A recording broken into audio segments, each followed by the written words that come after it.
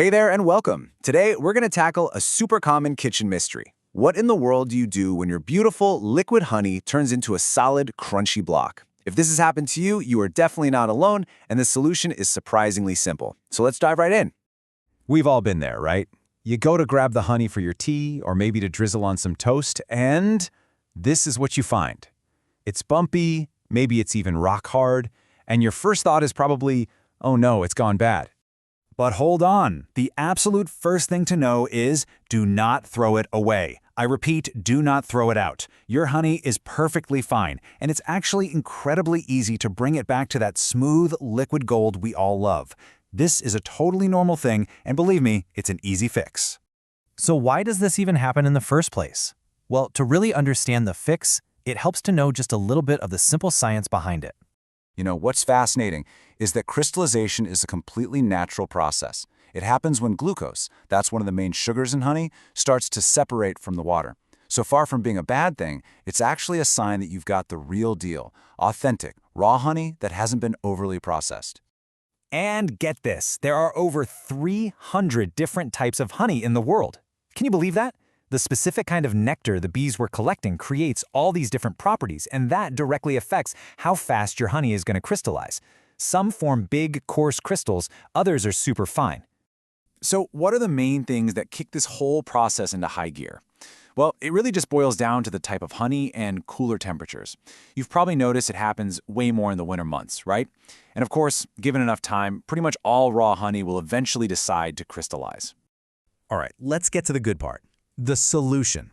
Whereas one of our sources so perfectly puts it, the practical magic of bringing your honey back to life. Okay, this right here is the magic number, or the magic temperature range, I should say, 95 to 110 degrees Fahrenheit. That is the absolute sweet spot. It's just warm enough to gently melt those glucose crystals, but not so hot that it wrecks all the honey's delicate enzymes and flavors. This is the whole key to success. And here's the foolproof method. It's so simple. Just grab a pot, fill it with warm tap water, and I mean warm from the tap, not boiling. Place your open jar of honey right inside. Now for the hardest part. You gotta be patient. Just let it sit. Stirring it every now and then will definitely help speed things up. If the water gets cool, just dump it out and add some more warm water. It's that easy. Now, for those really stubborn jars, I'm talking rock-solid honey, this whole thing could take a few hours, maybe even a day or two. So here's a great pro tip. Use a crockpot on its keep warm setting. It's perfect for maintaining that gentle temperature. But, and this is super important, always use a thermometer to double check that your crockpot isn't getting too hot. You gotta stay below 110. Okay, this is just as important. We've talked about what to do, but let's talk about what not to do. You really don't want to accidentally ruin your honey while you're trying to save it, so let's look at some common mistakes. Just look at this comparison. It makes it so clear, right?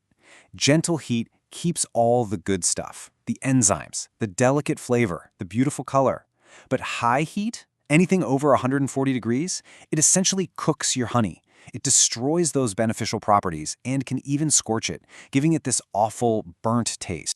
And this is exactly why you should never, ever use a microwave or boiling water. A microwave heats things way too fast and gets incredibly hot, and you might even melt the plastic container. And boiling water? At 212 degrees, that is way into the danger zone. Just stick to that safe zone, and you'll get perfect results every single time. So you follow the steps, you have a little patience, and what do you get?